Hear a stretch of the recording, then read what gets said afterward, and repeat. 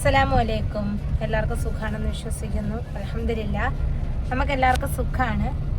ഉണ്ട്, നമ്മൾ നല്ല ബ്ലോക്കിലാണ് ട്രിവാൻഡ്രം അല്ലേ. പിന്നെ നമ്മളെ പൂന്തറ സ്റ്റേഷനിൽ പോയി പെറ്റീഷനൊക്കെ കൊടുത്ത് രജിസ്റ്റർ ചെയ്തിട്ടുണ്ട്. അവിടെ നിന്ന് സാർ അപ്പോഴും തന്നെ ഫോൺ വിളിച്ച് നമ്മളെ ചാനലൊക്കെ ചെക്ക് ചെയ്ത് വീഡിയോസൊക്കെ നോക്കി ഇപ്പോഴവർ ചെക്ക് ചെയ്തപ്പോഴത്തേക്ക് വിളിച്ചപ്പം അവരെ മോളെ കൊണ്ടാണ് ഫോൺ എടുപ്പിച്ചത്. ഏത് കുട്ടിയാണെന്ന് അറിഞ്ഞൂടാ, മോളാണെന്നാണ് പറഞ്ഞല്ലേ. മോളാണ്. അവർ താമസിക്കുന്ന എവിടെയെന്ന് അറിയത്തില്ല, ഉമ്മ ജോലിക്ക് പോയത് എവിടെയെന്ന് അറിയത്തില്ല, വീട് എവിടെയെന്ന് അറിയത്തില്ല, ഉമ്മ എപ്പോൾ വരുമെന്ന് അറിയത്തില്ല എന്നൊക്കെയാണ് പറയണത്. നമ്മൾ രജിസ്റ്റർ ചെയ്ത പേപ്പർ ഇതാ ഉണ്ട്, പക്ഷെ അത് എൻ്റെ അഡ്രസ്സ് കാണിക്കാൻ പറ്റത്തില്ല. ഇതാ പൂന്തറ സ്റ്റേഷൻ കണ്ട, നമ്മൾ കേസ് രജിസ്റ്റർ ചെയ്തിട്ടുണ്ട്. ഇനി ഇതാ തുടർ നടപടിയായിട്ട് നമ്മൾ വീട്ടിൽ പോണില്ല, അവരെ വീട്ടിൽ അല്ല പോകുന്നത്. നമ്മൾ ഇനി അവിടെ നിന്നുള്ള നിബന്ധന അനുസരിച്ച് നമ്മൾ വേറെ പോവുകയാണ്. പോയി കേസ് രാവിലെ പറഞ്ഞ കണക്ക് മൊത്തം സ്ഥലത്തും അവള് അവളായിട്ട് ഓടിപ്പിച്ച് ഊപ്പാട് വരുത്തിക്കുന്നു. കാരണം എന്ന് വെച്ചാൽ ഇത് ഒരു സ്ത്രീക്ക് മാത്രമല്ല, ഇനി ഒരു സ്ത്രീകൾക്കും ഇതുപോലെ ഉണ്ടാവാതിരിക്കട്ടെ. സാറ് ചോദിക്കുന്നത് എന്ത് ബന്ധം നമ്മൾ തമ്മിലൊരു പേഴ്സണലി ബന്ധങ്ങളും ഇല്ല. ഇവിടെ വന്ന് രണ്ടാമത് ബന്ധം കൂടിയപ്പോഴും പലരും പറഞ്ഞിട്ട് ഞാൻ അംഗീകരിച്ചിട്ടില്ല. അപ്പം ഇതാ ഇത് പോലീസ് വിളിച്ചിട്ട് നിനക്ക് അത്രയ്ക്കും ഫോണിൽ കൂടെയുള്ള തൻ്റെ ഇടം ഉണ്ടായിരുന്നു എങ്കിൽ നിന്റെ ഫോൺ 2:11 ഓണായിരിക്കുകയാണ്. ഇപ്പം ഞാൻ വീഡിയോ എടുക്കുന്നത് ഏകദേശം ഇപ്പം ടൈം എത്ര ആയിക്കാ? 2:34. 2:34 നിന്നെ 2:11 നിന്റെ ഫോൺ ഓൺ ആയിട്ടുണ്ട്, കോള് പോയിട്ടുണ്ട്, കോളിലാണ്. അപ്പം നിന്റെ മക്കളെ കൊണ്ട് എടുപ്പിക്കാതെ നിനക്ക് ഫോൺ കൊണ്ടുപോകാമായിരുന്നു. നിരന്തരം നിന്റെ ഈ ചൂട്ടി ചെക്ക് ചെയ്ത് നിനക്കെല്ലാം പറഞ്ഞു തരുന്നുണ്ടെങ്കിൽ ഒരു ഫോൺ എടുക്കാനുള്ള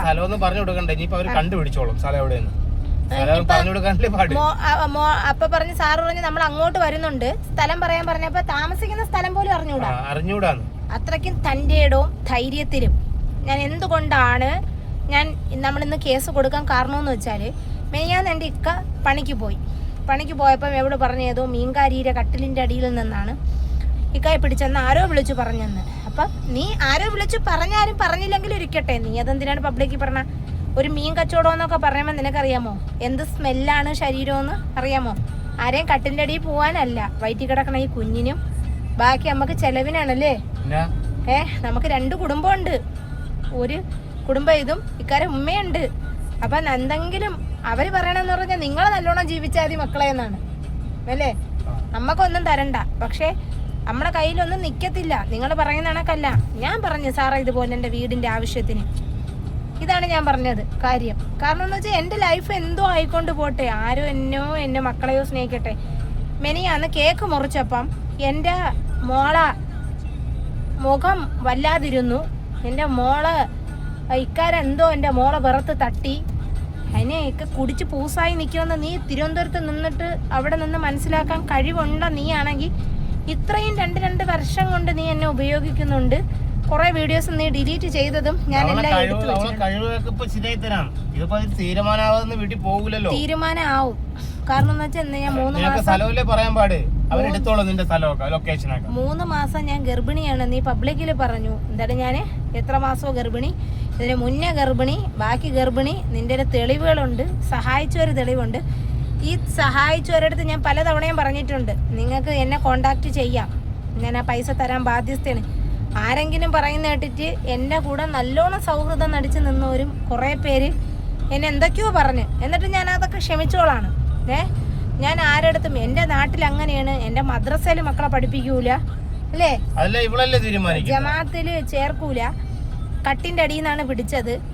കട്ടിൻ്റെ അടിയിൽ കയറാനേ പൊടി 1ാം ക്ലാസ്സിലെയും 2 ക്ലാസ്സിലെയും കുട്ടിയൊന്നും അല്ല ഇക്ക, 10-38 വയസ്സുള്ളത് തന്നെയാണ്.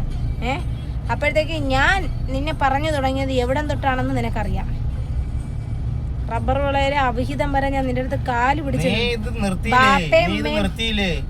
നിന്നെ വിടുക്കുന്നവരെ നീ ഇപ്പൊ ഭർത്താവിന് സുഖമില്ല, ഭർത്താവ് കിടപ്പിലാണ്, അതൊക്കെ അവിടെ നമ്മൾ പറഞ്ഞിട്ടുണ്ട്. അസൂറാത്ത സൈബർ സെല്ല് അവിടെ വിളിച്ചപ്പോഴത്തേക്കും അതിന്റെ അവര് വന്ന് കണ്ടുപിടിച്ചോളും.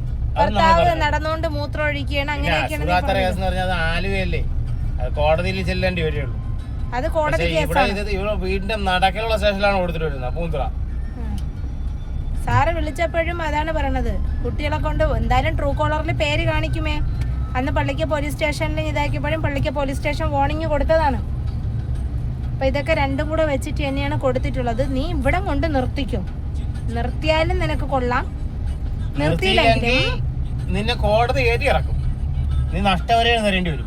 കാരണം എന്ന് വെച്ചാ അടുത്ത പോണ സ്ഥലത്ത് നിനക്ക് വീണ്ടും കോൾ വരും. നോക്കിയോ, ഇപ്പം രണ്ടാമത് പോവേ നമ്മൾ ഇത്ര നേരിട്ട് ഇനി 2 സ്ഥലത്തൂടെ പോകും. 2 സ്ഥലത്തും കൂടെ കമ്മീഷൻ ഓഫീസിലും പോവും, സൈബർ സെല്ലിലും പോവും. പിന്നെ അത് കഴിഞ്ഞ് നമ്മളെ നാട്ടിലൊരു കേസ് ഫയൽ ചെയ്യും. പിന്നെ പാർട്ടിക്കാരെ ഇടപെടുത്തും ഇതിനകത്തെ. കാരണം എന്ന് വെച്ചാൽ നമ്മള് മരിച്ചു പോയാലും മക്കള് ജീവിക്കണം. നീ നിർത്തൂലെന്നൊന്നും കാണണം. നമ്മള് മരിച്ചു പോയാലും നമ്മളെ മസ്റുമോളൊക്കെ അത്രയ്ക്ക് നിലയിലേക്കാ. നമ്മളെ കുറ്റം പറയണല്ല, സ്കൂളിലൊക്കെ അഭിമാനമാണ് അല്ലേ. നമുക്ക് ചെന്നാലും പ്രിൻസിപ്പൾ ചെന്നാലും മസ്റുമോളെ ഉമ്മയും ബാപ്പയാണ് എന്നാണ്. 2ാം തന്തയാണെങ്കിലും 3ാം തന്തയാണെങ്കിലും 4ാം തന്തയാണെങ്കിലും അവരെ കീഴിലാണ് ഇപ്പൊ ഇക്ക. നമ്മളും അവരെ കീഴിലാണ്. ഞാൻ എവിടെ പോകണമെന്നുണ്ടെങ്കിൽ എന്റെ ഭർത്താവ് അറിയാതെ പോയിട്ടില്ല. എന്റെ ഭർത്താവില്ല, ഞാൻ കല്യാണം കഴിഞ്ഞിട്ട് എവിടെയെങ്കിലും ഒറ്റയ്ക്ക് പോയിട്ടുണ്ടേക്കാ. നമ്മള് പിണങ്ങിയിട്ട് റൂമിനകത്ത് കയറി ഇരുന്നിട്ട് നാട്ടുകാരെ കഥ പറയാൻ നിൽക്കുന്നോളാ. ഇക്ക എന്റെ അടുത്ത് എന്നേ പറഞ്ഞ്, എടി നീ ഡ്രൈവിംഗ് പഠി, ഒരു സ്കൂട്ടി എടു. ഇക്കാരെ ഉമ്മയും പറഞ്ഞ്. ഞാൻ അത് അങ്ങനത്തെ ഒരു ടൈപ്പിലെ ആളല്ല. എന്റെ ഉമ്മച്ചിയും ബാക്കി കാര്യങ്ങളെല്ലാരും ഭർത്താവിന്റെ കീഴിൽ താമസിക്കുന്നവരാണ്. പക്ഷെ എന്റെ ലൈഫ് ഇങ്ങനെ ആയിപ്പോയി. എന്നിട്ട് ഞാൻ ഈ അവിഹിതം പറച്ചില് കൊണ്ടുകൊണ്ടാണ് ഞാൻ ഇക്കായെ ഇഷ്ടപ്പെട്ടത്.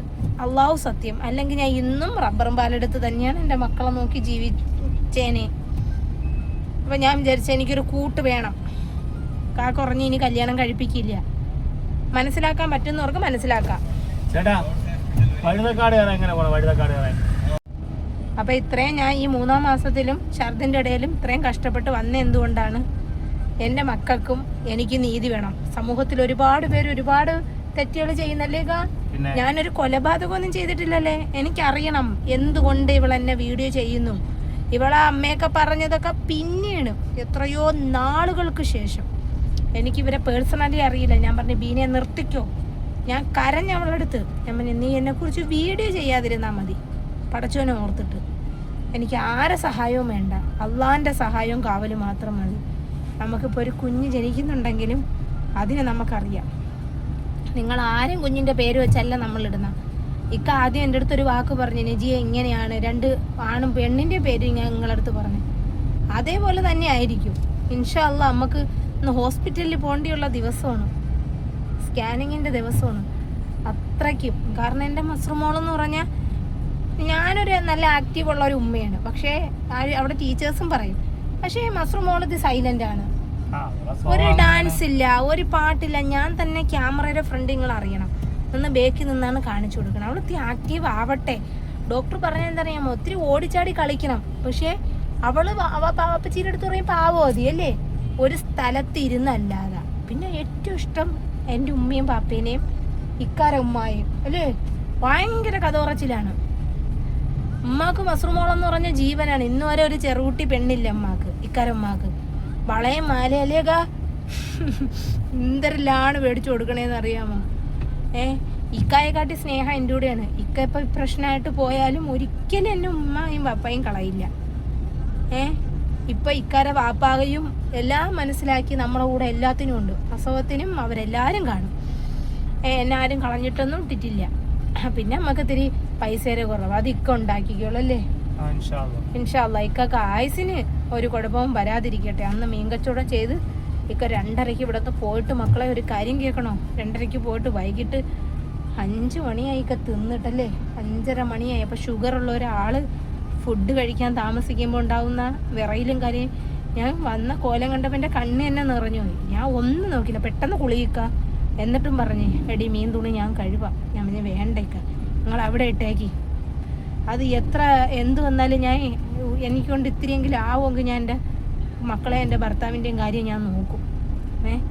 പിന്നെ എൻ്റെ കൂടെ ഹെൽപ്പ് ചെയ്യുക. കാരണം നമ്മളെ വീട്ടിൽ നമ്മൾ 2 പേരേ ഉള്ളൂ. നമ്മളെ വീട്ടിൽ നമ്മൾ 2 പേരും മക്കളെയും മാത്രമേ ഉള്ളൂ. പിന്നെ എൻ്റെ ഉമ്മയും ബാപ്പയും. അത് നിങ്ങൾ ആരും നോക്കണ്ട. എൻ്റെ ഫാമിലി ബാക്ക്ഗ്രൗണ്ട് എന്തായാലും നമുക്ക് അള്ളാഹു നിറച്ച് നമ്മളെ അന്നത്തിനായാലും ബാക്കി കാര്യമായാലും നമുക്ക് കിട്ടുന്നുണ്ട്. അപ്പം ഇതൊരവസാനം വേണം ഇൻഷാ അള്ളാ. നിങ്ങളെല്ലാവരും ദുആ ചെയ്യണം. ഇത്രയും കഷ്ടപ്പാടിനൊടുവിലും ഇത്രയും നേരിട്ട് നമ്മൾ ചോറ് പോലും കഴിച്ചില്ല, ബ്ലോക്കിൽ പെട്ട് കിടക്കുക. നമ്മൾ സൈബർ സെല്ലിൽ പോകണം, കമ്മീഷൻ ഓഫീസിൽ പോകണം. കാരണം ഇതിനൊരു അറുംബാധം വേണം. ഇതിനൊരു അറുംബാധം ഇല്ലെന്നുണ്ടെങ്കിൽ നമ്മളെ നാട്ടിൽ തന്നെ വേറെ നിയമങ്ങളുണ്ട്. നമ്മൾ കോടതി കേസും കാര്യങ്ങളുമായിട്ടൊക്കെ മുന്നോട്ട് പോകാൻ ഇറങ്ങിയാൽ എൻ്റെ ഡെലിവറി ടൈമും കാര്യങ്ങളും അവർ വിളിക്കുമ്പോൾ പോയേ പറ്റൂ. പിന്നെ ഇന്ന് ഇക്കാക്ക് നമുക്ക് കത്തിപ്പാരായിരുന്നു മീൻ, നമ്മളെ നാട്ടിൽ പോകൂല. ഇക്ക പോയിട്ട് തിരികെ വന്ന് ചിലപ്പോൾ ഇതിനായിരിക്കും അല്ലേ. അപ്പം ഇത്രയൊക്കെ ഉള്ളൂ മക്കളെ വിശേഷങ്ങൾ. AC എന്ന് ഇട്ടിട്ടൊന്നും ഒരു രക്ഷയില്ല. എനിക്ക് ആരോ 1 രൂപയും വേണ്ട. തന്നവരാരെങ്കിലും ഉണ്ടെങ്കിൽ തിരിച്ച് ചോദിച്ചോളി, ഞാനും ഇക്കായും തിരിച്ചു തരാൻ ബാധ്യസ്ഥയാണ് അല്ലേ. നിങ്ങൾ ഒരാൾക്ക് ഒരു സഹായം കൊടുക്കുന്നുണ്ടെങ്കിൽ അത് ബിസ്മീൻ ചൊല്ലി കൊടുത്തിട്ട് വിളിച്ചത് പറയാതിരിക്കുക. ചിലപ്പം നിങ്ങൾ അർഹതപ്പെട്ടവർക്കല്ലായിരിക്കാം കൊടുത്തിട്ടുള്ളത്, ചിലപ്പോൾ അതിൻ്റെ കൂലിയല്ലേ ഖബറിൽ കിട്ടും, അത്രേ ഉള്ളൂ. നമ്മൾ അല്ലാഹി റസൂലിനെ ഒന്നും കണ്ടിട്ടില്ലല്ലോ, വിശ്വസിക്കുന്നതല്ലേ ഉള്ളൂ. അതേപോലെ തന്നെ ഇതും. അപ്പം ഇത്രയേ ഉള്ളൂ. ബാക്കി വീഡിയോ നമ്മളങ്ങോട്ട് പോകുമ്പോൾ സൈബർ സെല്ലിന്റെ ചീട്ടോട്ട് വരാം. ഇത്രയേ ഉള്ളൂ. അസ്സലാമു അലൈക്കും.